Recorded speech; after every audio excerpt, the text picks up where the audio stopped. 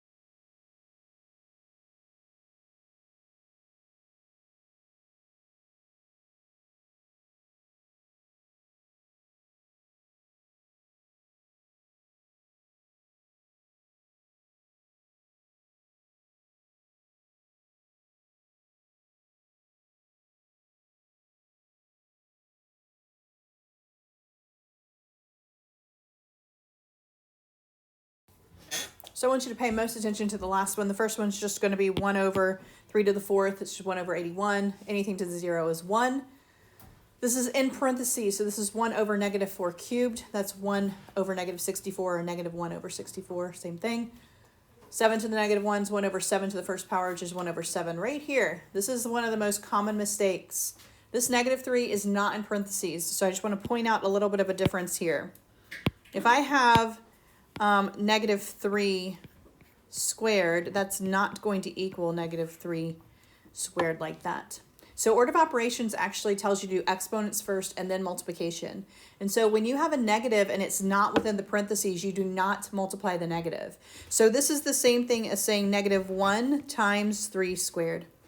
And so order of operations would tell you to do the 3 squared first and then apply the negative 1. If it's in parentheses like this one over here, then the negative goes along with it. So you have negative 3 times negative 3 for this one. All right, and so that negative 1 is actually part of the squaring process on the left. So that's why you have a negative left right here when you square. You square the 3 first and then you apply the negative 1. So that would be a negative 1 over 9 there. So we can't really solve this necessarily. That's why it says simplify. And you'll notice that the variable is what has the exponent here. And so you're going to do exactly what you did before. The negative 3 does not apply to the 4 or to the y. The negative 3 exponent only applies to the x. So we are going to leave the 4 and the y, alone. And we are going to multiply that by 1 over x cubed. All right? And so that ends up just having your 4 and y in the numerator position and your x cubed in the denominator position. Let's look at B. So B, the reason this is going to flip it to the top, we have 1 over, and we have w to the negative 1/4. So that's 1 over w to the 4th on the bottom there. So this negative to the 4th power, put it like that. And if you remember your rules for fractions, keep, change, flip, you would keep the 1, you would change it to multiplication, and you would flip this to w to the 4th over 1, which is how you get w to the 4th. So what you need to remember here is that anytime you have a negative exponent on the bottom, it's just going to pull that up to the top, to the numerator position. All right, you don't have to go through this whole process to do it. You just need to remember that's why it does it, and it moves it to the top. So go ahead and try 2, A through D.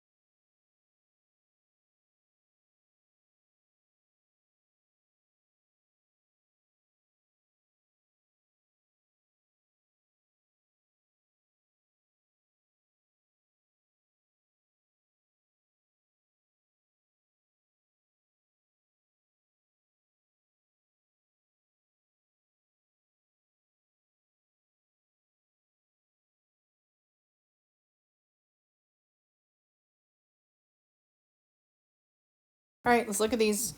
The first one, that m to the negative fifth, moves that m to the denominator. So you have 11 over m to the fifth.